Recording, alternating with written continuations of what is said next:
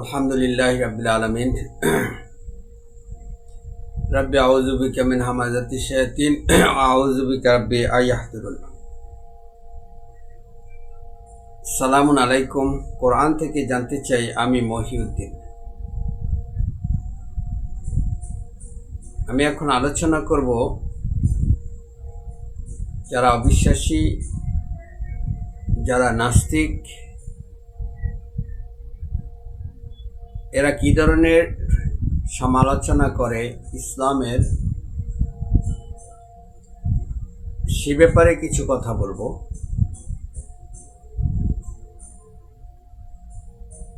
ইসলাম আল্লাহর মনোনীত দিন বা জীবন বিধান। ইসলাম ছাড়া কোনো দিন তিনি গ্রহণ করবেন না। আল্লাহ হচ্ছে সকলের সৃষ্টিকর্তা, রব। সকলেই ওয়াদা করে এসেছি আমরা যে তিনি আমাদের রব। যারা এই ওয়াদাকে অস্বীকার করে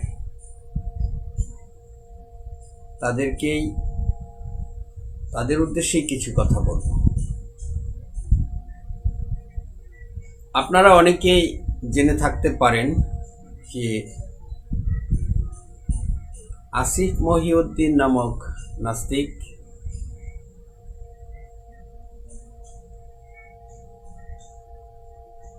ইসলাম নিয়ে, আল্লাহর মনোনীত দিন নিয়ে বাজে বাজে কথা বলেন, অশালীন কথা বলেন, বাজে মন্তব্য করেন।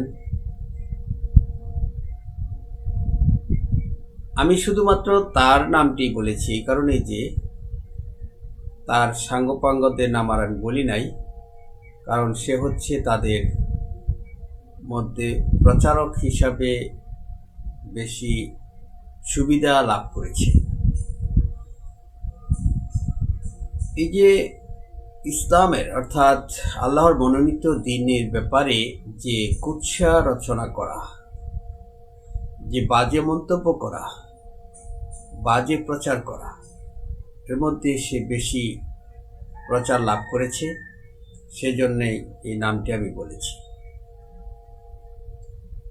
আসিফ মহিউদ্দিন তার এই প্রচারণার, তার এই বাজে মন্তব্যের, তার এই বিরূপ মন্তব্যের, অশালীন ভাষার কথাবার্তার মূল দলিলটাই হচ্ছে কোরআন ছাড়া, কোরআন বহির্ভূত এবং কোরআন দিয়ে নয়। তার দলিল হচ্ছে যারা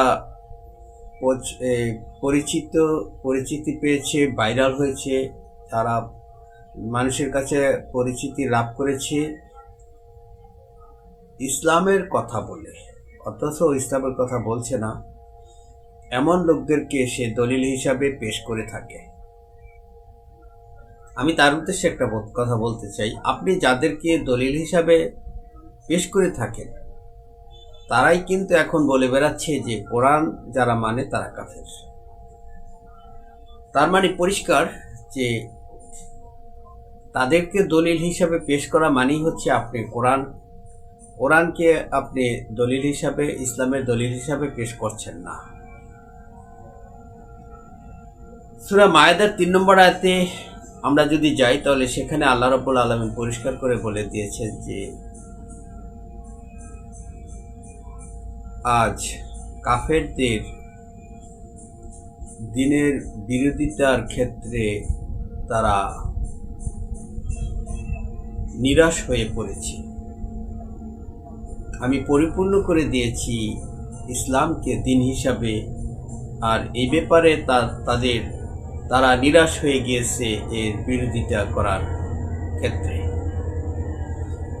অর্থাৎ ইসলাম বিধিবিধানের, কোরআনের বিধানের ব্যাপারে সমালোচনা করার, বিরোধিতা করার ব্যাপারে তারা নিরাশ হয়ে পড়েছে। আপনারা লক্ষ্য করবেন এই আসিফ মহিউদ্দিন নাস্তিক বা সংসদবাদী যারা সমালোচনা করেন, তারা কার সমালোচনা করেন, কিসের সমালোচনা করেন, কেমন সমালোচনা করেন? তারা কি পারবে কোরআনের সমালোচনা করতে? তারা তো কোরআন ছাড়া যা আবিষ্কার হয়েছে কোরআনের দোহাই দিচ্ছে, কিন্তু কোরআনে নাই, কোরআন না, অর্থাৎ ইসলাম না, কোরআনের বিধান না, এরকম বিষয়াদি নিয়ে তারা সমালোচনা করছে, তারা তিরস্কার করছে, তারা বাজে বাজে কথা বলছে। আপনারা যারা তার এই কথা শুনতে যান বা তাকে কিছু বলতে যান, তখন আপনাদেরকেও দেখে আমি অবাক হই যে আপনারাও তার সাথে সুর মিলিয়ে কথা বলেন, অর্থাৎ কোরআন দিয়ে কথা বলেন না। আপনারা ইসলামকে উপস্থাপন করেন কোরআন ছাড়া। কোরআন ছাড়া কি ইসলাম হতে পারে? রাসূল, আপনি জিজ্ঞেস করুন তো আসিফ মহিউদ্দিনকে, রাসূল কি? রাসূল কাকে বলে? রাসূল কি কোনো ব্যক্তি? রাসূল কি কোনো ব্যক্তি? রাসূল কি মানুষ? যে মানুষের কথাকে নিয়ে এত বাড়াবাড়ি করে, সে কি ইসলামের কথা বলে? এখন আপনারা অনেকে বলতে পারেন যে তাহলে রাসূলটা কি? সূরা নিসার ৭১ নম্বর আয়াত পড়ে দেখবেন, আল্লাহ রাব্বুল আলামিন বলছেন, ঈসা ইবনে মরিয়ম একজন রাসূল ছাড়া কিছুই নয়, সে ছিল আমার বাণী। রাসূল কখন থেকে আসে রাসূল? যখন সে জন্মগ্রহণ করেছে। সূরা মরিয়মের ৩৩ পড়ে দেখবেন, আমার জন্য শান্তি যেদিন আমি জন্মগ্রহণ করেছি, যেদিন আমি মৃত্যুবরণ করব, যেদিন আমি পুনরুত্থিত হব, আমার জন্য শান্তি। সেই মানুষ, তাকে রাসূল করা হয়েছে জন্ম থেকে। আবার সালামুন আলা মুহাম্মাদের কথা দেখুন কোরআন থেকে, আমি তো তোমাদের মধ্যে একটা দীর্ঘ সময় অতিবাহিত করেছি, তাও কি বুঝো না? আমি তো তোমাদেরকে এই কথাগুলি বলতাম না যদি আল্লাহ বলতেন না বলতেন। সূরা ইউনূস ১৬ নম্বর আয়াত। তো দেখুন, যেখানে রাসূল বলতেছে সালামুন আলা মুহাম্মদ, যে আমি দীর্ঘ সময় অতিবাহিত করেছি তোমাদের মাঝে, তখন তো আমি এই কথাগুলি তোমাদেরকে বলতাম না, বলি নাই। তার মানে তাকে রাসূল করা হয়েছে, একটা মানুষকে, সালামুন আলা মুহাম্মদকে রাসূল করা হয়েছে একটা দীর্ঘ সময় চলে যাওয়ার পরে, আর ঈসাকে রাসূল করা হয়েছে জন্মের পর থেকে। তো রাসূল কোনো ব্যক্তি নয়, রাসূল হচ্ছে আল্লাহর একটা পদবী, আল্লাহর বাণী। রাসূলের কথা আল্লাহর কথা, রাসূলের আনুগত্য আল্লাহর আনুগত্য, রাসূলের কথা মানে কোরআনের কথা। কোরআনে যা আছে সেটা রাসূলের কথা, কোরআনের বাইরে যা আছে সেটা মানুষের কথা। সালামুন আলা মুহাম্মদ একজন মানুষ ছিলেন, তারপর তাকে রাসূল করা হয়েছে, তারপরে তার ব্যক্তি মানুষের কথা আছে। রাসূলরা, যাদেরকে রাসূল করা হয়েছে, তারা হাটে বাজারে যেতেন, খাবার খেতেন, এই যে বিষয়াদিগুলি। তারপরেও যারা রাসূল চিনেন না, মানুষকে পূজা করেন, মানুষকে পূজা করেন, মানুষের উপাসনা করেন, তারা কিন্তু ভুল করেন। কখনোই মানুষের পূজা করা, উপাসনা করা, নামাজ করা, তার ইবাদত করা যায় না, তার অনুসরণ করা যায় না। কারণ হচ্ছে কি, রাসূলের আনুগত্য করতে বলা হয়েছে, রাসূলের অনুসরণ করতে বলা হয়েছে। রাসূল মানে হচ্ছে আল্লাহর বাণী, আল্লাহর কথা মেনে চলতে বলা হয়েছে। আল্লাহ এবং রাসূলের মধ্যে পার্থক্য করতেও নিষেধ করা হয়েছে। সূরা নিসার ১৫০-১৫১ আয়াত পড়ে দেখুন, যারা পার্থক্য করে তারা সবচেয়ে কাফের। তো দেখুন, এই যে নাস্তিকেরা যে আলোচনা, যে যে বাজে বাজে কথা বলে, বাজে মন্তব্য করে ইসলাম নিয়ে, তারা তো এই ব্যক্তিদেরকে নিয়ে, মানুষদেরকে নিয়ে মানুষকে দলিল হিসাবে পেশ করে এবং মানুষ রচিত কিতাবাদিকে দলিল হিসাবে পেশ করে। আল্লাহ রাব্বুল আলামিন যে বলে দিয়েছেন যে তারা নিরাশ হয়ে পড়েছে ইসলামের বিরুদ্ধাচরণে, সূরা মায়দার 3 নম্বর আয়াতে। তো এই নাস্তিকেরা, তারা কি বিরুদ্ধাচরণ করতে পারবে কোরআনকে নিয়ে কথা বলার সাহস তাদের আছে? তারা কোরআন বলেছে সালাত কায়েম না করলে শাস্তি দিতে, যুদ্ধ করতে। এখন সালাতটা কি? সালাত কি কোনো উপাসনা যে আল্লাহর উপাসনা না করলে তাকে শাস্তি দিতে হবে? আল্লাহ তো বলেই দিয়েছেন, যার যার দিন তার তার জন্য, দিনের ব্যাপারে কোনো জোর জবরদস্তি নাই। আপনি কি তাদের উপর জোর জবরদস্তি করবেন ঈমান আনার জন্য? এই যে কথাগুলি আল্লাহ বলে দিয়েছেন, তো সালাত কি উপাসনা? সালাত কি নামাজ? সালাত কি আল্লাহর সাথে কালেকটিভ সংযোগ স্থাপন? এগুলি যারা বলে তারা কোথায় থেকে বলেন? আপনারা কি কোরআন থেকে বলেন? সালাত কখনোই আল্লাহর সাথে কালেকটিভ বা যোগাযোগ সংস্থাপন নয়। সালাত মানেই হচ্ছে মন্দ কাজের বিপরীত, অর্থাৎ ভালো কাজ। নিশ্চয়ই সালাত মন্দ কাজ থেকে বিরত রাখে, নিশ্চয়ই সালাত ভালো কাজ। মন্দ কাজের বিপরীত হচ্ছে সালাত। পৃথিবীতে যত যুদ্ধ, বিগ্রহ, সংগ্রাম, জিহাদ, এগুলি অনুমোদন কোরআন দিয়েছে, সেগুলির মূল কারণই হচ্ছে সালাত কায়েম না করা। অর্থাৎ সালাত কায়েম না করলে তাকে যেখানে পাও হত্যা করো, বন্দি করো, অবরুদ্ধ করো। সূরা তাওবার 5 নম্বর আয়াত। তো সালাত হচ্ছে সৎকর্ম।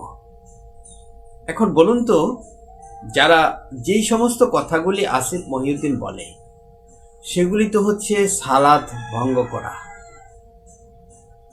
সালাত ভঙ্গ করা, সালাত নষ্ট করা, সেগুলি যারা করবে তাদের শাস্তি আল্লাহ রাব্বুল আলামিন কোরআনে দিয়েছেন। যারা সালাত ভঙ্গ করছে তারা ফাসাদ সৃষ্টি করছে। ফাসাদ হচ্ছে সালাত ভঙ্গকারী, ফাসাদ সৃষ্টিকারী হচ্ছে সালাত ভঙ্গকারী। সালাত কায়েম করছে না, যারা সালাত কায়েম করে না তাদেরকে হত্যা করো, অবরুদ্ধ করো, পাকড়াও করো, বন্দি করো, বিপরীত দিক থেকে অঙ্গ কেটে ফেলে দাও, দেশ থেকে বের করে দাও। সূরা মায়দার 33 এসেছে, সূরা তাওবার 5 এসেছে এই বিধান। আপনি আলোচনা করেন দিন হিসাবে আমরা কি বুঝি। দিন হিসাবে, ইসলামকে দিন হিসাবে মনোনীত করা হয়েছে, তার দলিল হচ্ছে কোরআন, তার দলিল হচ্ছে আল্লাহর বাণী, আল্লাহর বিধান, আল্লাহর নূর, যেটাকে আমরা বলি থাকি রাসূল। আমাদের মাঝে রাসূল আছে, সেটি হচ্ছে কোরআন নামক রাসূল, অর্থাৎ আল্লাহর বাণী। আমরা কোনো ব্যক্তি পূজা করি না। ব্যক্তি যাদেরকে রাসূল করা হয়েছে তারা কি বলেছে? সূরা আহকাফের 9 নম্বর আয়াতে বলেছেন যে আমি তো জানি না আমার এবং তোমাদের সাথে কি আচরণ করা হবে। এ হলো ব্যক্তির বক্তব্য, যাকে আল্লাহ রাসূল করেছেন। আল্লাহ বলছেন, কেন আপনি হালালকে হারাম করলেন? আপনার স্ত্রীদের খুশি করার জন্য। এগুলি ব্যক্তিকে বলছে। আপনি কেন হালালকে হারাম করছেন? আপনি কেন অন্ধ লোকটাকে অবমূল্যায়ন করলেন? তার দিকে মনোযোগ দিলেন না? যারা বেপরোয়া বাপ দেখায় তাদেরকে মূল্যায়ন করলেন? এগুলি ব্যক্তি মানুষকে বলছে, ব্যক্তি। ব্যক্তিকে বলছে যাকে রাসূল করা হয়েছে। তো এতটুকু বোঝার মতো যদি আমাদের জ্ঞান না থাকে, তাহলে কি আমাদের এই জ্ঞানের মধ্যে আল্লাহ রাব্বুল আলামিন তালা মেরে দিবেন না, কলুষিত করে দিবেন না, মোহর মেরে দিবেন না? সূরা ইউনূস 100 নম্বর আয়াতে আল্লাহ রাব্বুল আলামিন তো এই কথাই বলেছেন, আমার ইচ্ছা ছাড়া কেউ ঈমান আনতে পারে না। এই কথাটা যারা বুঝে না, উপলব্ধি করতে পারে না, জ্ঞানে ধরে না যাদের, তাদের দিলের মধ্যে আমি মোহর মেরে দিই। তো এই সাদা এবং সোজা কথাগুলি, সাদা এই যে কথাগুলি যদি আমরা না বুঝি, তাহলে আমরা কারা? যারা বুঝে না, তাদের আকল নাই, যাদের জ্ঞান নাই, যারা বধির, তারা বোবা, যারা অন্ধ, যারা এদের পরিচয়টা কি? সূরা আনামের 22 নম্বর আয়াতে আল্লাহ রাব্বুল আলামিন বলেছেন, যাদের জ্ঞান নাই, যারা মুখ, যাদেরকে জ্ঞান দেওয়া হয়নি, তারা নিকৃষ্টতম জীব। আবার যারা জেনেও অস্বীকার করে, কাফের, তারাও নিকৃষ্টতম জীব। সূরা আনফালের 22, সূরা আনফালের 55। কথা একটাই, নাস্তিকেরা এবং যারা মানুষ পূজা করে, তাদের সতর্ক এবং সাবধান হওয়া উচিত যে তারা দলিল কি দিচ্ছে, কোন দলিলের ভিত্তিতে তারা সমালোচনা করছে, কোন দলিলের ভিত্তিতে। তারা কি কোরআন ছাড়া তারা কি কোরআন নিয়ে সমালোচনা করতে পারবে? তারা কি বিরোধিতা করতে পারবে? ইসলামকে আল্লাহ রাব্বুল আলামিন দিন হিসেবে মনোনীত করেছে, এই ইসলামের বিরোধিতা বা সমালোচনা করা, ইসলামের সমালোচনা করা তারা কি পারবে? আল্লাহ রাব্বুল আলামিন তো বলেই দিয়েছেন, আজ আমি দিনকে, ইসলামকে পরিপূর্ণ করে দিলাম দিন হিসাবে। আজকে কাফেরেরা এই দিনের বিরুদ্ধাচরণে তারা নিরাশ হয়ে পড়েছে। তাদেরকে যখনই বলা হবে তোমরা দিন হিসাবে কোরআনকে গ্রহণ করো, তখনই দেখবেন যে তাদের মুখ বন্ধ হয়ে গিয়েছে। তাদেরকে এই চ্যালেঞ্জই দিতে হবে, তোমরা যদি বিরুদ্ধাচরণ করতেই চাও, তাহলে কোরআনকে দিন হিসাবে, ইসলামকে দিন হিসাবে, কোরআনকে দলিল হিসাবে ধরে নিয়ে পারলে সমালোচনা করো। তো এখানে তো আল্লাহ রাব্বুল আলামিন পরিষ্কার করে বলে দিয়েছে, তারা নিরাশ, হতাশ, এখানে তাদের মুখ বন্ধ, তারা এখানে কোনো কথা বলার যোগ্যতা তাদের আর থাকবে না। আমি আমার আলোচনা আর দীর্ঘায়িত না করে এখানে শেষ করছি। আপনাদের উপর শান্তি বর্ষিত হোক।